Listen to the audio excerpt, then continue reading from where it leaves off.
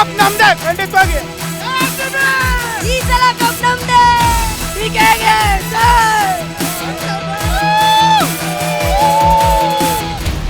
IPL ಆರಂಭಕ್ಕೂ ಮುನ್ನ ಅಭಿಮಾನಿಗಳು ಕುಣಿದು ಕೊಪ್ಪಳಿಸಿದ್ರು. ಈ ಸಲ ಟ್ರೋಫಿ ನಮ್ದೇ ಅನ್ನೋ ಕಾನ್ಫಿಡೆನ್ಸ್ ನಲ್ಲಿದ್ರು.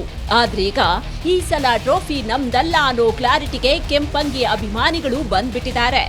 ಅಭಿಮಾನಿಗಳ ಕನಸು ನುಚ್ಚು ನೂರಾಗೋದಕ್ಕೆ ಕಾರಣ ಈ 47 ಕೋಟಿ ರೂಪಾಯಿಯ ಆಟಗಾರರು.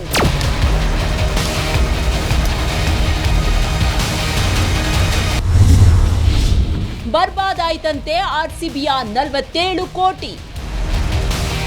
ಹೌದು, RCBಯ ಈ ಹೀನಾಯ ಪರಿಸ್ಥಿತಿಗೆ ಕಾರಣ ಈ ದುಬಾರಿ ಆಟಗಾರರು. ಫ್ರಾಂಚೈಸಿ ಇವರ ಮೇಲೆ ದುಡ್ಡಿನ ಮಳೆಯನ್ನೇ ಸುರಿಸಿ ನಂಬಿಕೆ ಇಟ್ಟು ಈ ಆಟಗಾರರನ್ನ ಖರೀದಿ ಮಾಡ್ತು. ಆದ್ರೆ ಈ ದುಬಾರಿ ಪ್ಲೇಯರ್ಸ್ ಈಗ ಬೆಂಚ್ ಕಾಯೋದಕ್ಕೆ ಮಾತ್ರ ಸೀಮಿತ ಆಗ್ಬಿಟ್ಟಿದ್ದಾರೆ. ಹಾಗಾದ್ರೆ RCB ಸೋಲಿಗೆ ಕಾರಣ ಆದ ಆ ದುಬಾರಿ ಆಟಗಾರರು ಯಾರು ಅನ್ನೋದನ್ನ ನೋಡ್ತಾ ಹೋಗೋಣ.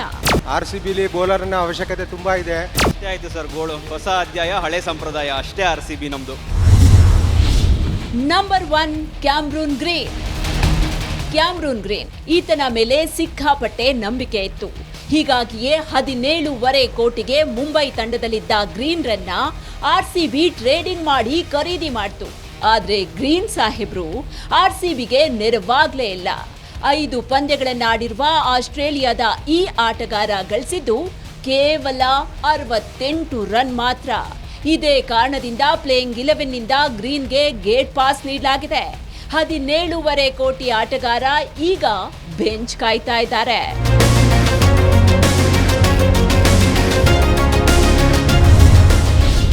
Number 2 Alzarri Joseph. ಅಲ್ಜಾರಿ ಜೋಸೆಫ್ಗೆ ಈ ಬಾರಿ ಹರಾಜಿನಲ್ಲಿ RCB ಕೊಟ್ಟಿದ್ದು ಬರೋಬ್ಬರಿ 11.5 ಕೋಟಿ. ಫಾರ್ಮ್ನಲ್ಲಿ ಇಲ್ಲದ ಆಟಗಾರನನ್ನ ಖರೀದಿ ಮಾಡಿದಾಗ ಅವತ್ತು ಎಲ್ಲರೂ ಪ್ರಶ್ನೆ ಮಾಡಿದ್ರು. ಆದ್ರೆ RCBಗೆ ಈತನ ಮೇಲೆ ನಂಬಿಕೆ ಇತ್ತು. ಆದ್ರೆ ವಿಂಡೀಸ್ನ ಈ ಆಟಗಾರ ನಂಬಿಕೆ ಉಳಿಸಿಕೊಳ್ಳಿಲ್ಲ. ಆಡಿದ 3 ಪಂದ್ಯಗಳಿಂದ ಗಳಿಸಿದ್ದು ಕೇವಲ 1 ವಿಕೆಟ್ ಮಾತ್ರ. 11.5 ಕೋಟಿ ಆಟಗಾರ ಈಗ ಬೆಂಚ್ ಕಾಯ್ತಾ ಇದ್ದಾರೆ.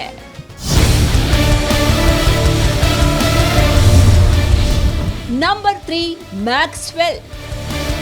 ಮ್ಯಾಕ್ಸ್ವೆಲ್ ಕ್ರಿಕೆಟ್ ಜಗತ್ತಿನ ಡೇಂಜರಸ್ ಆಟಗಾರ, ಇದರಲ್ಲಿ ಯಾವುದೇ ಅನುಮಾನ ಇಲ್ಲ. ಕಳೆದ ಸೀಸನ್ನಲ್ಲಿ ಬೊಂಬಾಟಾಗಿ ಆಡಿದ್ರು. ಆದ್ರೆ ಈ ಬಾರಿ ಅಡ್ಡ ಫ್ಲಾಪ್ ಆದ್ರು. 11 ಕೋಟಿಯ ಈ ಆಟಗಾರ 5 ಪಂದ್ಯಗಳಿಂದ ಗಳಿಸಿದ್ದು ಕೇವಲ 32 ರನ್ ಮಾತ್ರ. 3 ಪಂದ್ಯಗಳಲ್ಲಿ ಡಕ್ಔಟ್. ಇಲ್ಲೂ ರೆಡ್ ಆರ್ಮಿಯ 11 ಕೋಟಿ ಬರ್ಬಾದಾಗ್ಬಿಡ್ತು. ಸದ್ಯ ಮ್ಯಾಕ್ಸಿ ಇಡೀ ಟೂರ್ನಿಯಿಂದಲೇ ಬ್ರೇಕ್ ತೆಗೆದುಕೊಂಡಿದ್ದಾರಂತೆ.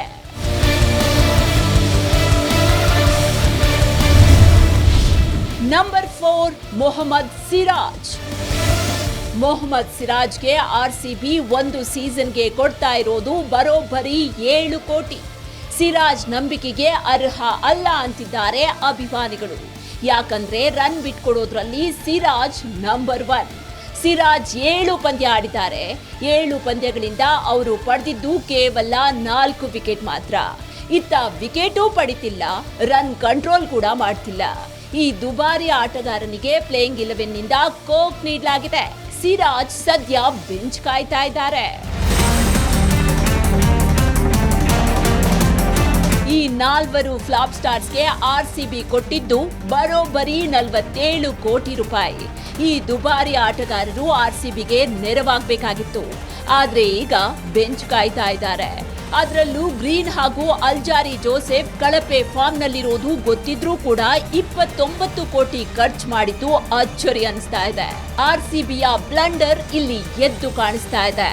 ಅದರ ಫಲವಾಗಿ RCB ಈಗ ಸೋಲಿನ ಸುಳಿಗೆ ಸಿಲುಕಿ ಒದ್ದಾಡ್ತಾ ಇದೆ.